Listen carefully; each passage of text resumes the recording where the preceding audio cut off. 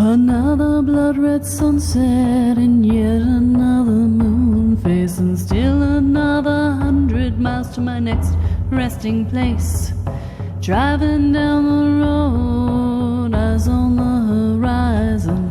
Within my car, I'm all alone, but feeling good and feeling strong, knowing that this path I'm on brings me to myself. I'm driving. Hey now all, this is the Spirit Doctor, Kelly Sparta, and you are listening to Spirit Sherpa, the show that helps and encourages you on your journey to unlock your magic mojo. Today I'm joined by Grant Merrill, who was a fundamentalist evangelical pastor before his deconstruction journey led him into a wide open faith as a gay ordained United Methodist pastor, which he has now also left behind. But he is still known on TikTok as Pastor G, which is where you should check him out and watch his videos. They are hysterical. Okay, so we are continuing on our journey today. We are doing the 7 deadly sins, and this time we are talking about gluttony and temperance. And I have to say, I love the gluttony, and I'm not so excited about the temperance. So we're going to have to talk about this. Thanks for having me, Kelly. I'm so glad to be here again. Oh. So, I have to say that recently you had a video go viral. Yes. You were saying that the fattest thing you ever did was have cake for lunch. Not just cake, but a cake. The whole cake.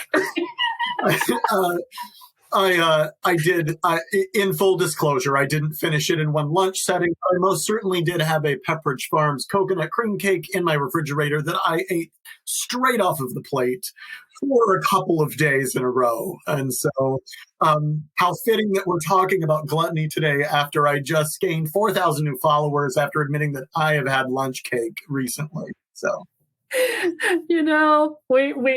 We have to love it. That's right. I was talking with you in between episodes because we are actually pre-recording these. And, unlike most of my episodes, which are recorded about a week and a half in advance, Grant and I have decided that we're going to do these a couple at a time and just power through them. And so we're pre-recording this. So by the time you hear this, it's going to be much later. But we just did the sloth and diligence episode, and now we're doing gluttony and temperance. And I'm like, I said that my husband loved his time in bed, and my husband's also a chef. And so he and I are like super foodies. And so gluttony is like so our thing. Right? But here's the thing, right? Gluttony is food to excess, right? And temperance, which doesn't have a great sense here in the U.S. because of the temperance movement of the 20s with the prohibition. I think it was 1918 to 1920 or something like that. I don't know, something around there. And so temperance movement doesn't have a lot of joy for us. And so we're going gluttony. Yeah, we're all about the gluttony and the temperance. Screw that, right? But let's find the spiritual part of this, shall we? Because there has to be one. And we have not talked about this in advance, so we're just making this shit up on the fly. I love it. That's on the fly sometimes. But I will say gluttony in this respect is not just in reference to food, but excess in general. Gluttony is excess, and temperance also is not a virtue in excess either. And so I would say that the lesson in all of the, we're not doing the wrap up already, but the lesson or the wrap up after a conversation may be everything in moderation. That excess of anything is a bad thing. And right. So, everything in moderation, including moderation, right? Yeah. I don't remember who said that. That is a famous, it might have been Twain. I want to say it might be Twain, but I doubt it because he was not a temperance kind of guy. So, but yeah, that definitely was out there. So So if we start with the everything in moderation piece, let's talk about this from a spiritual path perspective, right? Because I'm working on my book right now, and one of the things that I'm talking about in it is the idea that sometimes people get into the doingness, right? They get into the doingness of their practices. And so I was at an event a few months ago, and somebody came up to me and he's like, I'm doing 27 affirmations a day, and I sit for an hour in meditation. And he gave me this long litany of things that he was doing that were like spiritual, right? And he was miserable and he wasn't making progress. And I'm like, okay, here's the deal.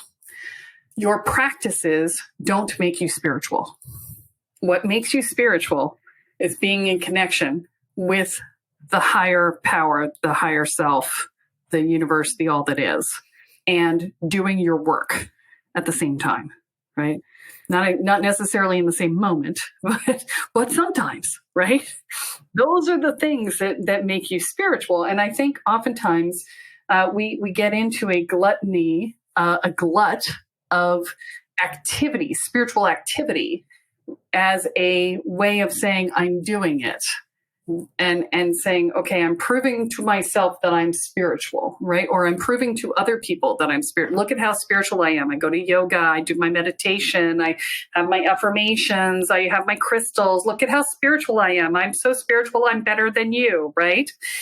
And if that's your thought process, that is not spiritual. That is a glut of activity, a gluttony of spiritual activity that is keeping you from your actual process of being more spiritual and being connected.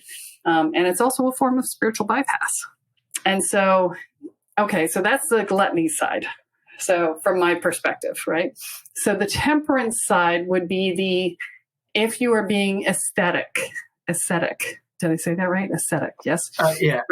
You know what? I don't know. I've heard it pronounced ascetic and ascetic both. And so, sure, I think it sounds good. Okay, we'll go with that. And so if I'm being ascetic and I'm like stripping away all, material, whatevers, right? And I'm living in that state of lack, of emptiness of things, right? That is a super temperance state, right? And in short bursts, that can be super helpful. In longer stretches, it can have the same problems. It doesn't necessarily have to, but it can have the same problems as a gluttony of activity, right? Just because somebody's doing a huge amount of spiritual activities doesn't mean that they're in a gluttony state, though. Because somebody's living in an ascetic life doesn't mean they're in a temperance state. Where it's shadow. Basically what we're talking about is there's a light and a shadow to both sides of these. We're looking to stay in the light side of it and not fall into the shadow side. But, too much of anything is too much, which is kind of what gluttony is about, right?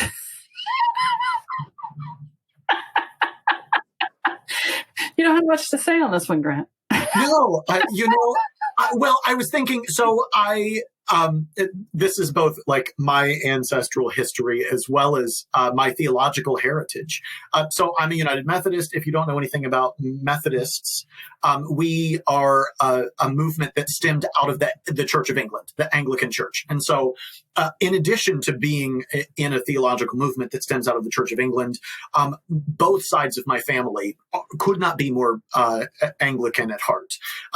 One side of my family came to the United States on the Mayflower. I'm a descendant of William Brewster, who was on the Mayflower, and not only on the Mayflower, but the spiritual leader of the Puritans. Nice. Yes, so scary, you come right? by it honestly. Yes. And then the other side of my family were royalists who came over after Cromwell overthrew the King of England, and they left because they wanted to be able to live their wild and free Anglican life in the colonies. And so I have both extremes that we see within British religious history, where I think for all of it, and I'm just looking at my own family and theological heritage, I think every culture I would say, has struggled with finding balance forever, because we're naturally a people that if a little bit is good, then everything's got to be better. More is better. More is better. And so my family heritage is made up of these two sides: the wild and crazy people that went on 15-day binges every year for Christmas, and the people that outlawed Christmas because they were, my other side of the family was going on 15-day binges. And so I think that gluttony is anything in excess. Temperance is anything maybe it can be taken to the extreme as well in its own form of gluttony, a gluttony of denial. Well, I mean, if you were going to go back to the Anglican Church, we can even say that the Anglican Church itself was born out of gluttony. It was Henry VIII's desire to take another wife, and another one after that, and another one after that. So the Catholic Church said no. So he said, "Screw you! I'm making my own church, so I can have as many wives as I want." That's a gluttony right there. And if we're being honest, even the Anglican Church on the other side was born out of the gluttony of the Catholic Church, because the Pope didn't want to lose the political power of having the King of England married to a princess from Spain. He realized that his power was threatened by this divorce. And so if we're following it back, really gluttony may be at the root of everything,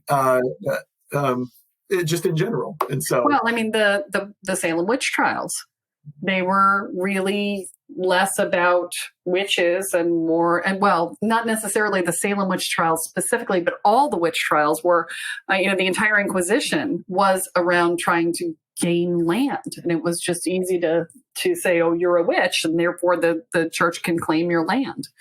It was the great land grab. They should not call it the Great Inquisition. They should have called it the Great Land Grab, right? Power and resources. That's it. And that's the thing. So, gluttony has a lot of aspects to it. And, I think that one might fit better into greed, but we haven't done that one yet. So, yeah. But the upshot being that we are looking for the middle path here, right? That's a Buddhist statement, right? The middle path. Actually, that's an Anglican statement. It might be a Buddhist as well, but the via media, the middle way, was the theological birth of the Anglican Church. They found the middle way between Protestantism and Catholicism, and so it might be Buddhist as well. But back in the 1500s, the middle way, the via media, was the theological inspiration for the Church of England. There you go. See, I pulled it psychically out of the air. I'm pretty sure I was quoting the Buddhist, but it might be Buddhist as well. If you're Buddhist, write in and tell me. Right. Christians steal everything. We steal everything. So. Yeah, well, yeah. So it is what it is. But yes. Yeah. So the when we look at gluttony and this desire for more and more and more, right? I feel like this one sort of slides over into other things, right? Because greed is its own form of gluttony. It's just specifically monetary, right? And this whole thing of more is better. I mean, I have this conversation with my husband all the time because, he is a more is better kind of guy, and my dog is as well. And so we say, he didn't fall far from the tree, right? And he's daddy's little boy, right? So, my dog's always like, more. We're like, you're going to throw up if you eat more. He's like, that's okay. I'll just eat the throw up. It'll be okay. Right. But it'll be mine. Right. And it's that sort of thing where it's like, I'm going to eat until I'm overflowing. I'm going to take until I have so much that there's no way I could possibly, need any more. And then I'm going to get more. Right. At its core, when you look at it from that perspective, where it becomes this compulsion, right? Then what I see with that is the same thing I see as in addictions. When I talk to people about addictions, is this idea that you have this need, which is often a need where you're feeling unlovable, where you're feeling not good enough, or where you're feeling like you don't deserve to have good things, or that you're not allowed to receive, or, any number of things, right? And that need, because you don't know how to fill it where it sits, which is usually in the third or fourth chakra, gets migrated down to the pleasure center in the second chakra, and we try and fill it with things that are never going to fill it. So we fill it with alcohol, we fill it with food, we fill it with shopping, we fill it with sex, we fill it with TV, we fill it with whatever pleasure-seeking activity may come into play on that. And it is a black hole of need. And no amount of the thing that we fill it with is ever going to fulfill the need that it is. Because for one, you're trying to fill it in a place where the actual pain isn't. And for two, you're not actually addressing the issue. You're just compensating with pleasure-seeking activities. It's that whole land of the lotus eaters sort of thing. Where, you show up and all these people are trying to give you lovely things, and it keeps you from what's true and important in your life, right? And so the concept here is to make sure that if you find yourself in this sort of addictive behavior, gluttonous behavior, that you go, okay, what am I compensating for?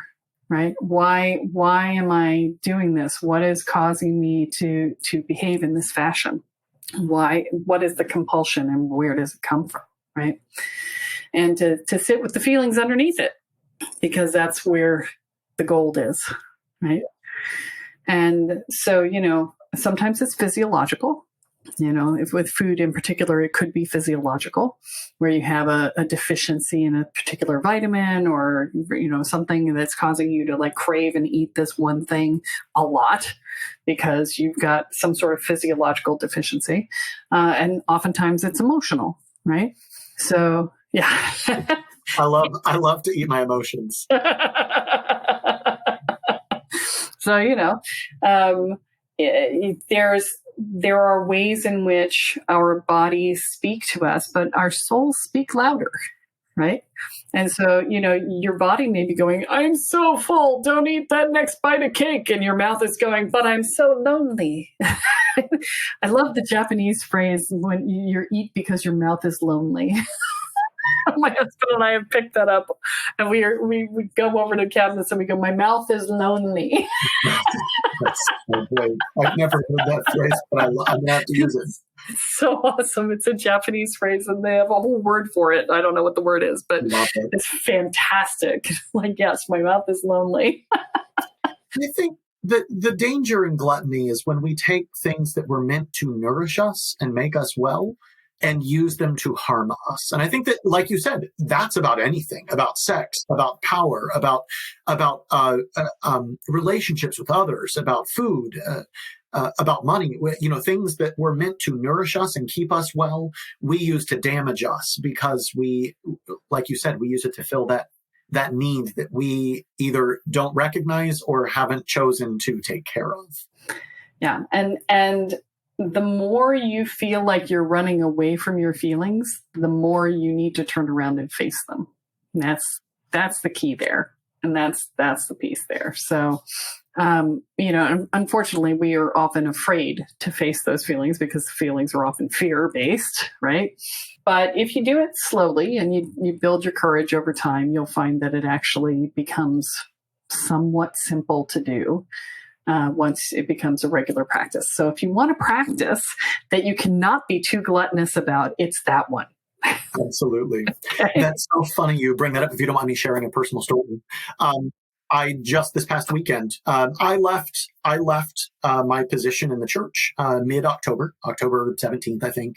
And just this past weekend, if we're recording mid-January, I really acknowledged the fact that there's still grief there for me.